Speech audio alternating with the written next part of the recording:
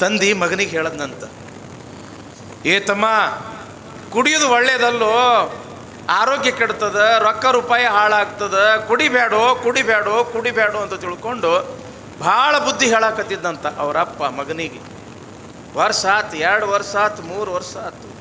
ಕಡೆಗೆ ಒಂದು ದಿವಸ ಮಗ, ಯಪ್ಪ ಭಾಳ ದಿವಸದಿಂದ ಕುಡಿಬೇಡ ಕುಡಿಬೇಡ ಅಂತೇಳಿ ಹೇಳಾಕತ್ತಿದ್ದಿ, ನಾ ಕುಡಿಯೋದು ಬಿಡ್ತೀನಿ, ಆದ್ರೆ ನೀವೊಂದು ನನ್ನ ಮಾತು ಕೇಳ್ಬೇಕು. ಏನು ಹೇಳ್ತಿ ಹೇಳು ಮಗನ, ನೀ ಹೇಳಿದ್ದು ನಾ ಕೇಳ್ತೀನಿ. ಏನೂ ಇಲ್ಲ, ಇದೊಂದು ಬಾಟ್ಲಿ ನೀ ಮೊದಲು ಕುಡಿ, ಕುಡಿದ ಬಳಕ ಹೇಳು, ಕುಡಿಯೋದು ಬಿಡು ಅಂತ ಅವಾಗ ನಾ ಬಿಡ್ತೀನಿ.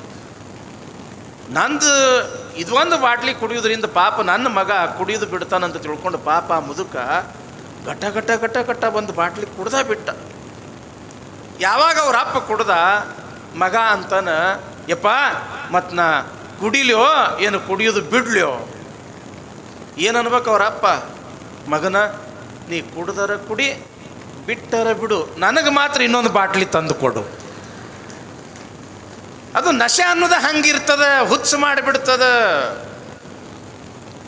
ಅದು ಕುಡಿಯೋದ್ರಿಂದ ಆರೋಗ್ಯ ಹಾಳಾಗ್ತದ, ರೊಕ್ಕ ರೂಪಾಯಿ ಹಾಳಾಗ್ತದ, ಮಾನ ಮರ್ಯಾದೆ ಹಾಳಾಗ್ತದ, ಹೆಂಡ್ರು ಮಕ್ಕಳು ಬೀದಿಗೆ ಬರ್ತಕ್ಕಂಥ ಪರಿಸ್ಥಿತಿ ಬರ್ತದ. ಆದ್ರೆ ತಂಗಿ, ಈ ಬಸವ ಪುರಾಣ ಅನ್ನೋದು ಕೂಡ ಒಂದು ನಶೆ ಅದ. ಆ ನಶಾದಿಂದ ಹಾಳಾಗ್ತದ, ಈ ನಶಾದಿಂದ ಜೀವನ ಉದ್ಧಾರ ಆಗ್ತದ ತಂಗಿ. ಅದರದಿಂದ ಎಲ್ಲ ಹಾಳಾಗ ದೇವ ಲಕ್ಷ ಕೊಟ್ಟು ಕೇಳಕತ್ತೀರವ, ಖರೆಗೂ ಕೇಳಕತ್ತೀರಿ ಅನ್ನಿಸ್ತದ. ಒಟ್ಟು ಭಾಳ ಶ್ರದ್ಧೆಯಿಂದ ಕೇಳಾಕತ್ತೀರಿ, ಭಕ್ತಿಯಿಂದ ಕೇಳಾಕತ್ತೀರಿ.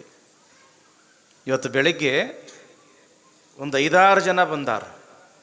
ಏನು ರೀ ಅಪ್ಪಾರ, ಏನು ಬಸವ ಪುರಾಣ ರೀ ಅಪ್ಪಾರ, ನಾವು ಬಸವ ಪುರಾಣ ಕೇಳಬೇಕು ಅನ್ನೋ ಆಶೆ ಭಾಳ ಇತ್ತು ರೀ.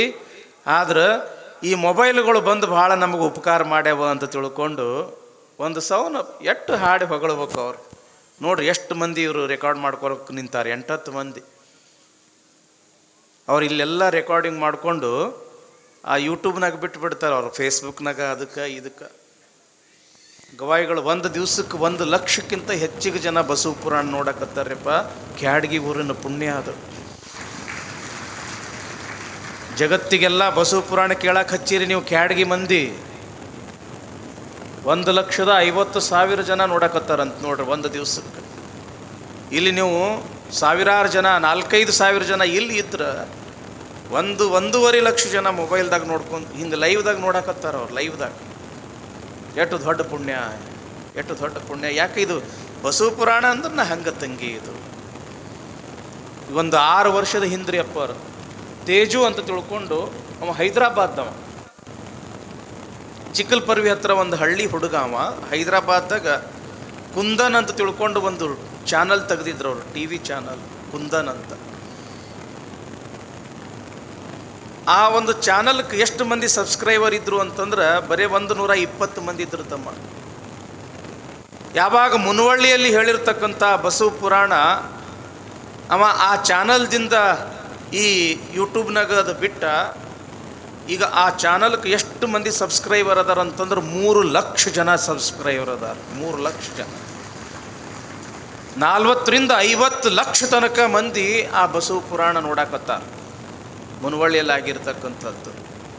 ಏನು ಅಂತಂದ್ರೆ ಈ ಪ್ರಸಾರ ಮಾಧ್ಯಮಗಳು ಆಧ್ಯಾತ್ಮಿಕವನ್ನು ಇಷ್ಟು ಸ್ಪೀಡಾಗಿ ವೈರಲ್ ಮಾಡಕತ್ತಾರ, ಜನರಿಗೆ ಮುಟ್ಟಿಸೋ ಪ್ರಯತ್ನ ಮಾಡಕತ್ತಾರ. ಅದ್ರದಾಗ ಬಸವ ಪುರಾಣ ಅಂತಂದ್ರೆ ಅದರ ಆನಂದನ ಬೇರೆ ತಂಗಿ.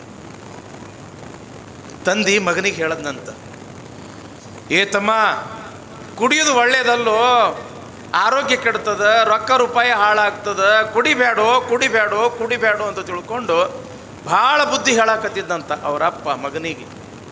ವರ್ಷ ಆತು, 2 ವರ್ಷ ಆತು, 3 ವರ್ಷ ಆತು. ಕಡೆಗೆ ಒಂದು ದಿವಸ ಮಗ, ಯಪ್ಪ ಭಾಳ ದಿವಸದಿಂದ ಕುಡಿಬೇಡ ಕುಡಿಬೇಡ ಅಂತೇಳಿ ಹೇಳಾಕತ್ತಿದ್ದಿ, ನಾ ಕುಡಿಯೋದು ಬಿಡ್ತೀನಿ, ಆದ್ರೆ ನೀವೊಂದು ನನ್ನ ಮಾತು ಕೇಳ್ಬೇಕು. ಏನು ಹೇಳ್ತಿ ಹೇಳು ಮಗನ, ನೀ ಹೇಳಿದ್ದು ನಾ ಕೇಳ್ತೀನಿ.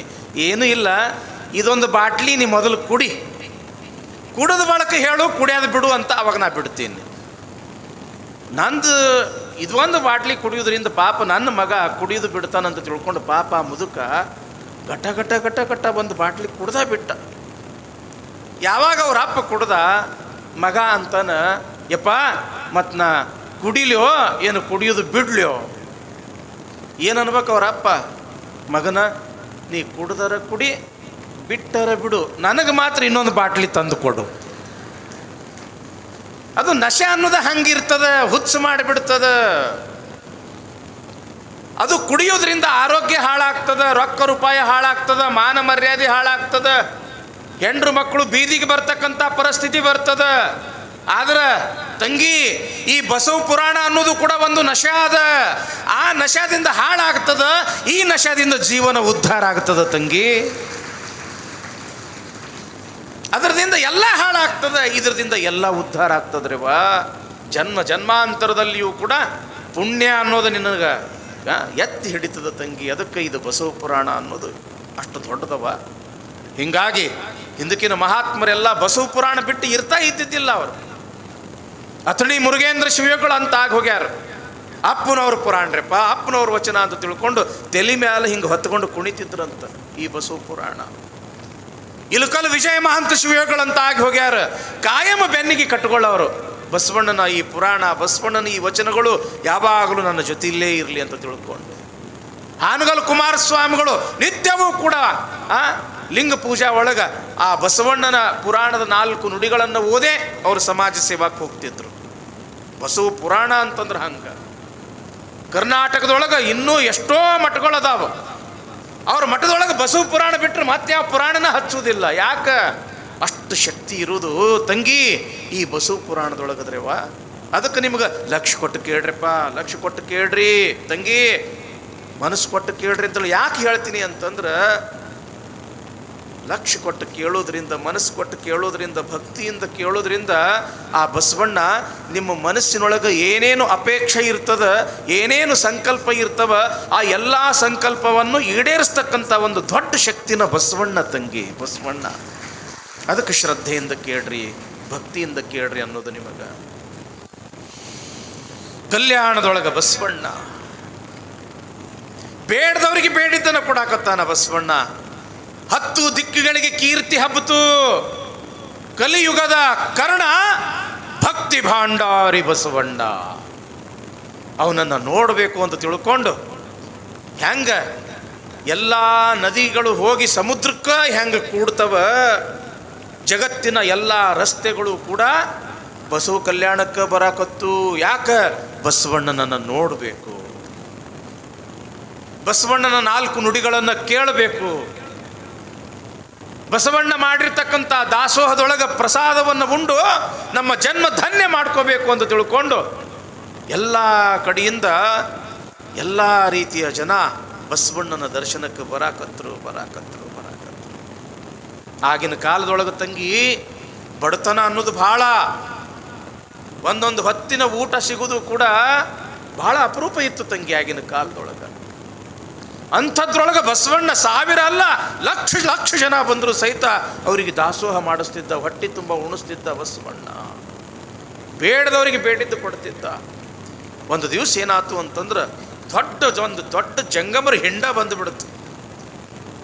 ಬೇಡದವ್ರಿಗೆ ಬೇಡಿದ್ದು ಕೊಟ್ಟಾನ ಬಸವಣ್ಣ. ನಾವು ಬೇಡಬೇಕು, ಕೇಳಬೇಕು ಅಂತ ತಿಳ್ಕೊಂಡು ಬಂದರು. ಸಾಲಿನೊಳಗೆ ನಿಂತರು ನೂರಾರು ಮಂದಿ. ಬಸವಣ್ಣ ನಮಗೆ ಅಷ್ಟು ಹಣ್ಣು ಬೇಕು, ಇಷ್ಟು ಹಣ್ಣು ಬೇಕು ಅಂತ ಕೇಳ್ತಿದ್ರು. ಹಂಗೆ ಬೊಕ್ಷಿಗಟ್ಲೆ ತೋರೆಪ್ಪ ಯಾಕೆ ಕೊಡವ್ ನಾನಲ್ಲ, ಕೊಡುವಾತ ಸಂಘ ಕೊಂಬುವಾತ ಸಂಘ. ಕೊಡವನು ಪರಮಾತ್ಮ, ನೀವು ತಗೊಳ್ಳೋರು ಪರಮಾತ್ಮ. ಕೊಡುವಾತ ಸಂಘ ಕೊಂಬುವಾತ ಸಂಘ.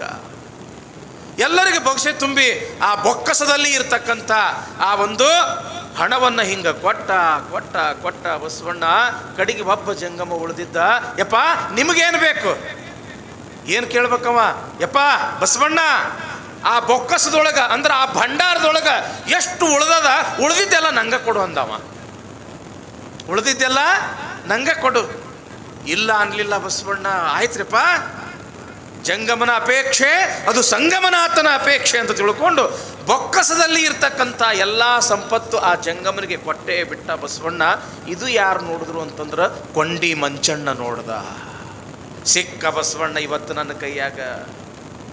ಇವನಿಗೆ ಬಿಡಬಾರ್ದು, ಕಲ್ಯಾಣ ಬಿಟ್ಟು ಇವನಿಗೆ ಓಡಿಸೇ ಬಿಡಬೇಕು ಅಂತ ತಿಳ್ಕೊಂಡು ಓಡ್ಕೊಂತ ಬಂದವನ ರಾಜನಾಗಿರ್ತಕ್ಕಂಥ ಬಿಜ್ಜಳ ಮಹಾರಾಜರಿಗೆ, ಮಹಾರಾಜರೇ ಏನ್ರಿ ಮಂಚಣ್ಣವರ, ಏನು ಇಲ್ಲ, ಬಸವಣ್ಣ ಬಹಳ ಪ್ರಾಮಾಣಿಕ, ಆತನ ಹಸ್ತ ಬಹಳ ಶುದ್ಧಿ, ಬಹಳ ಒಳ್ಳೆಯ ಮನುಷ್ಯ ಅಂತ ತಿಳ್ಕೊಂಡು ಒಬ್ಬ ಕರ್ಣಿಕನಾಗಿರ್ತಕ್ಕಂಥ ಬಸವಣ್ಣನಿಗೆ ನೀವು ಪ್ರಧಾನ ಪಟ್ಟ ಕಟ್ಟಿದ್ರಿ. ಪ್ರಧಾನಿ ಪಟ್ಟವನ್ನು ಕಟ್ಟುವುದಷ್ಟೇ ಅಲ್ಲದೆ ನಿಮ್ಮ ಸಾಕು ತಂಗಿಯಾಗಿರ್ತಕ್ಕಂಥ ನೀಲಾಂಬಿಕೆಯನ್ನು ಕೊಟ್ಟು ಮದುವೆಯನ್ನ ಮಾಡಿದ್ರಿ. ಆದ್ರೆ ನಂಬಿಕೆ ಇಟ್ಟಿರ್ತಕ್ಕಂಥ ಬಸವಣ್ಣ ಇವತ್ತು ದ್ರೋಹ ಮಾಡ್ಯಾನ. ಏನು ಮಾಡ್ಯಾನ್ರಿ ಮಂಚಣ್ಣವ್ರ? ಏನು ಇಲ್ಲ ನೋಡ್ರಿ, ರಾಜ್ಯದಲ್ಲಿ ಇರ್ತಕ್ಕಂಥ ಎಲ್ಲ ಸಂಪತ್ತನ್ನ ಬಡವರಿಗೆ ದಾನ ಮಾಡಿಬಿಟ್ಟಾನ, ಜಂಗಮರಿಗೆ ದಾನ ಮಾಡಿಬಿಟ್ಟಾನ. ಒಂದು ನಯ್ಯ ಪೈಸೆನೂ ಕೂಡ ಆ ಬೊಕ್ಕಸದೊಳಗೆ ಉಳಿದಿಲ್ಲ. ಇದ್ದ ಬೊಕ್ಕಸೆಲ್ಲ ಖಾಲಿ ಆಗ್ಯದ ಅಂದ ಬಳಿಕ ರಾಜನಿಗೂ ಚಿಂತೆ ಆಗ್ತದೇನಿಲ್ರಿ. ಮತ್ತೆ ಹಿಂಗೇನು ಬಸವಣ್ಣ ಹಿಂಗೆ ಮಾಡೇನೇನು ಅಂತ ತಿಳ್ಕೊಂಡು ಅನ್ನೋದ ತಡ, ಬರ್ರಿ ನಾನು ನಿಮಗೆ ತೋರಿಸ್ತೀನಿ ಅಂತ ತಿಳ್ಕೊಂಡು ರಾಜನ ಕೈಯನ್ನು ಹಿಡ್ಕೊಂಡು ಬಂದಾನ. ರಾಜ್ಯದ ಆ ಬೊಕ್ಕಸದ ಹತ್ರನೇ ಕರ್ಕೊಂಡು ಬಂದ. ನೋಡ್ರಿ, ಬೊಕ್ಕಸ ಎಲ್ಲ ಖಾಲಿ ಆಗ್ಯದ ಅಂತ ತಿಳ್ಕೊಂಡು ಹಿಂಗೆ ಕೈ ಮಾಡಿ ತೋರಿಸೋದಕ್ಕೆ ಬಸವಣ್ಣನ ದೃಷ್ಟಿ ಖಾಲಿ ಆಗಿರ್ತಕ್ಕಂಥ ಆ ಬೊಕ್ಕಸದ ಮೇಲೆ ಬೀಳೋದಕ್ಕೆ, ಖಾಲಿ ಆಗಿರ್ತಕ್ಕಂಥ ಬೊಕ್ಕಸ ಮೊದಲಿನಂಗೆ ಹಂಗೆ ತುಂಬಿ ತುಳುಕಾಕ ಶುರು ಮಾಡುತ್ತು. ರಾಜ ನೋಡುವಷ್ಟರಲ್ಲಿ ಯಾವಾಗ ಆ ಬೊಕ್ಕಸ ಹಿಂಗೆ ತುಂಬಿ ಬಿದ್ದಿತ್ತೋ, ರಾಜ ನೋಡಿದ್ರು, ಅಲ್ಲ ಬಸವಣ್ಣ, ನಿನ್ನೆ ಮೊನ್ನೆನೆ ಮತ್ತು ಅರ್ಧಕ್ಕರ್ಧ ಖಾಲಿ ಆಗಿತ್ತು ಬೊಕ್ಕಸ, ಇವತ್ತೇನು ಪೂರ್ತಿ ತುಂಬಿ ಬಿಟ್ಟದಲ್ಲ. ಅವಾಗ ಬಸವಣ್ಣವ್ರು ಅಂದರು, ಹೌದು ಮಹಾರಾಜರೇ, ಸಂಗಮನಾಥ ಕೊಟ್ಟ ಅಂತ ತಿಳ್ಕೊಂಡು ಯಾವಾಗ ಬಸವಣ್ಣವ್ರು ಅಂದರು, ಬಹಳ ಚಲೋ ಆತು ಬಸವಣ್ಣ, ನೀ ಇರೋ ತನಕ ರಾಜ್ಯದ ಬೊಕ್ಕಸದ ಚಿಂತೆ ನಮಗಿಲ್ಲಪ್ಪ, ಯೋಗಕ್ಷೇಮದ ಚಿಂತೆ ನಮಗಿಲ್ಲಪ್ಪ, ನೀ ಎಲ್ಲ ನಡೆಸ್ತಿ, ನಿನ್ನ ಮ್ಯಾಲ ವಿಶ್ವಾಸ ಅದ ಅಂತ ತಿಳ್ಕೊಂಡು ರಾಜನಾಗಿರ್ತಕ್ಕಂಥ ಬಿಜ್ಜಳ ತನ್ನ ಅಂತಃಪುರಕ್ಕೆ ಹೋದ. ಇಲ್ಲಿ ಕೊಂಡಿ ಮಂಚಣ್ಣ ಅಂತನ, ಏನು ಬಸವಣ್ಣ ಇದು, ನಿನ್ನ ಕೈಯಾರೆ ಬೊಕ್ಕಸದಲ್ಲಿ ಇರ್ತಕ್ಕಂಥ ಎಲ್ಲ ಸಂಪತ್ತನ್ನು ಕೊಟ್ಟು ಖಾಲಿ ಮಾಡಿದ್ದು ನಾನೇ ನೋಡೀನಿ, ನನ್ನ ಕಣ್ಣ ನೋಡ್ಯಾವ. ಆದ್ರೆ ಒಮ್ಮಿಂದೊಮ್ಮ ಮತ್ತು ಈ ಬೊಕ್ಕಸ ತುಂಬುತ್ತಲ್ಲ, ಹೆಂಗ ತುಂಬಿತು ಅಂತ ತಿಳ್ಕೊಂಡು ಕೊಂಡಿ ಮಂಚಣ್ಣ ಕೇಳಿದಾಗ ಬಸವಣ್ಣವ್ರಂತಾರಂತ, ಹರ ನೀವ ಕಾಲಕ್ಕೆ ಸಿರಿಯು ಬೆನ್ನಲ್ಲಿ ಬರ್ಕು, ಹರಿದ ಹೆದ್ವರೆಯು ಕೆರೆ ತುಂಬಿದಂತಯ್ಯ, ಅರಸು ಪರಿವಾರ ಕೈವಾರ ನೋಡಯ್ಯ, ನೆರೆಯದ ವಸ್ತು ನೆರವುದು ನೋಡಯ್ಯ. ಮಂಚಣ್ಣನವರೇ, ಪರಮಾತ್ಮ ಕೊಡಕ್ಕೆ ಶುರು ಮಾಡ್ದ ಅಂತಂದ್ರೆ ಇಟ್ಕೊಳ್ಳಕ್ಕೆ ಜಗ ಸಾಲೋದಿಲ್ರಪ್ಪ. ಹಿಂದಿಯೊಳಗೊಂದೇನೋ ಮಾತೈತಲ್ಲ, ಭಗವಾನ್ ದೇನೇಕೋ ಶುರು ಕರೇತೋ ಛಪ್ಪರ್ ಫಾಡ್ಕೆ ದೇತಾ ಹೈ ಅಂತ, ಲೇನೇಕೋ ಶುರು ಕರೇತೋ ಚಮಡಿ ಉಗಾಡ್ ಕರ್ ಲೇತಾ ಹೈ ಅಂತ. ಕೊಡಾಕ ಶುರು ಮಾಡ್ದ ಅಂತಂದ್ರೆ ಇಟ್ಕೊಳ್ಳಕ್ಕೆ ಜಾಗ ಇರುವುದಿಲ್ಲ. ಯಾಕ? ಹರ ನೀವ ಕಾಲಕ್ಕೆ ಸಿರಿಯು ಬೆನ್ನಲ್ಲಿ ಬರ್ಕು. ನಾವು ಬೇಡ ಅಂದ್ರೆ ನಮ್ಮ ಬೆನ್ನ ಹತ್ತಿ ಸಿರಿ ಸಂಪತ್ತು ಬಂದು ಬಿಡ್ತದ. ಯಾಕ? ಪರಮಾತ್ಮ ಕೊಡಾಕ ಶುರು ಮಾಡಿರ್ತಾನ. ಹರ ನೀವ ಕಾಲಕ್ಕೆ ಸಿರಿಯು ಬೆನ್ನಲ್ಲಿ ಬರ್ಕು. ಹೆಂಗ ಬರ್ತದ ಸಿರಿ ಅಂತಂದ್ರ, ಹರಿದ ಹೆದ್ವರೆ ನೋಡ್ರಿ, ಹರಿದ ಹೆದ್ವರೆಯು ಕೆರೆ ತುಂಬಿದಂತಯ್ಯ. ಜೋರಾಗಿ ಮಳಿ ಬಂದು ಹೊಲ ತುಂಬ ಎಲ್ಲ ನೀರಾಗಿ ಆ ನೀರು ಹರ್ಕೊಂತ ಬಂದು ಒಡ್ಡು ತುಂಬಿ ಒಡ್ಡು ಎಲ್ಲ ಬಡದು ಕೆರೆ ಹೆಂಗೆ ತುಂಬುತ್ತದಲ್ಲ, ಹಂಗ ಮನೆಯೆಲ್ಲ ಸಂಪತ್ತಿನಿಂದ ತುಂಬಿ ಬಿಡುತ್ತದ. ಹರಿದ ಹೆದ್ವರೆಯು ಕೆರೆ ತುಂಬಿದಂತಯ್ಯ. ಅರಸು ಪರಿವಾರ ಕೈವಾರ ನೋಡಯ್ಯ. ಅರಸು ಅಂತಂದ್ರೆ ರಾಜರು ಮಹಾರಾಜರು ಎಲ್ಲರೂ ಕೂಡ ಅಗ್ದಿ ಬಹಳ ಬೇಕಾದವರಾಗ್ತಾರೆ. ಏನು ಬೇಕು ಸಿರಿ ಸಂಪತ್ತು ಅಧಿಕಾರ ಅಂತಸ್ತು ಎಲ್ಲವನ್ನೂ ಕೂಡ ಕೊಟ್ಟು ಬಿಡ್ತಾರೆ. ಯಾಕ? ಹರನೀವ ಕಾಲಕ್ಕೆ.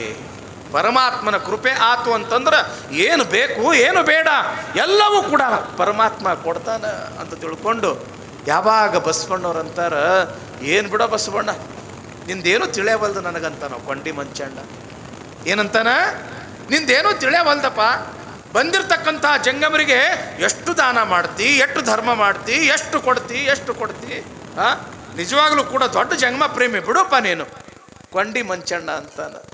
ಆವಾಗ ಬಸವಣ್ಣವ್ರಂತಾರ, ಮಂಚಣ್ಣವರೇ,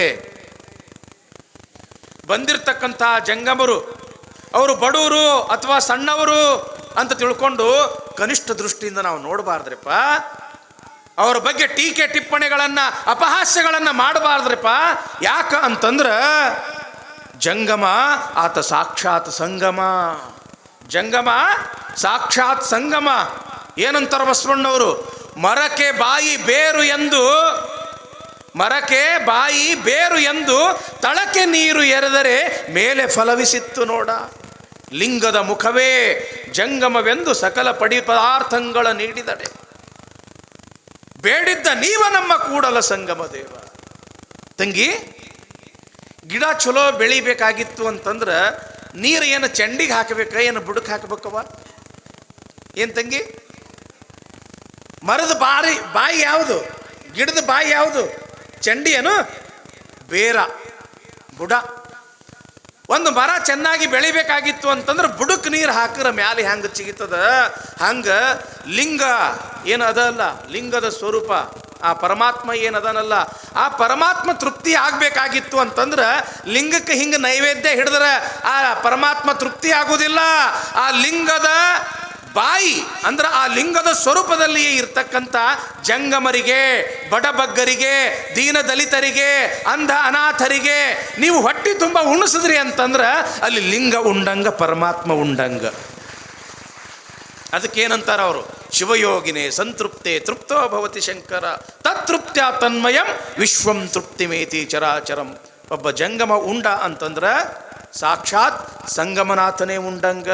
ಸಂಗಮನಾಥನೇ ಉಂಡ ಅಂತಂದ್ರೆ ಇಡೀ ಜಗತ್ತೇ ತೃಪ್ತಿಯಾದಂಗ. ಆ ಕಾರಣಕ್ಕಾಗಿ ಬಸವಣ್ಣನವರು ಏನು ಸಂಕಲ್ಪ ಮಾಡಿದ್ರು ಅಂತಂದ್ರೆ ಕಲ್ಯಾಣದೊಳಗೆ ಜಂಗಮರನ್ನು ಹೊಟ್ಟಿ ತುಂಬ ಪ್ರಸಾದ ಮಾಡಿಸ್ಬೇಕು, ನೆತ್ತಿ ತುಂಬ ಅನುಭವವನ್ನು ತುಂಬಬೇಕು ಅಂತ ತಿಳ್ಕೊಂಡು ಅನುಭವ ಮಂಟಪ, ಹೊಟ್ಟಿ ತುಂಬ ಊಟ ಮಾಡಿಸ್ಬೇಕು ಅಂತ ತಿಳ್ಕೊಂಡು ಮಹಾಮನೆಯೊಳಗೆ 196,000 ಮಂದಿ ನಿತ್ಯವೂ ಕೂಡ ಪ್ರಸಾದ ಮಾಡಬೇಕು. ಅನುಭವ ಮಂಟಪದೊಳಗೆ ಅವರೆಲ್ಲರೂ ಕೂಡಿ ಅಲ್ಲಿ ಶಿವಾನುಭವವನ್ನು ಮಾಡಬೇಕು. ಗುರು ಅಂದ್ರೇನು, ಲಿಂಗ ಅಂದ್ರೇನು, ಜಂಗಮ, ಪಾದೋದಕ, ಪ್ರಸಾದ, ವಿಭೂತಿ, ರುದ್ರಾಕ್ಷಿ, ಮಂತ್ರ, ಕಾಯಕ, ದಾಸೋಹ, ಸಮಾನತೆ, ಶಿವಾನುಭವ ಇವೆಲ್ಲ ತತ್ವಗಳ ಚರ್ಚೆಯನ್ನು ಅನುಭವ ಮಂಟಪದೊಳಗೆ ಬಸವಣ್ಣನವರು ಮಾಡಿಸ್ತಿದ್ರು.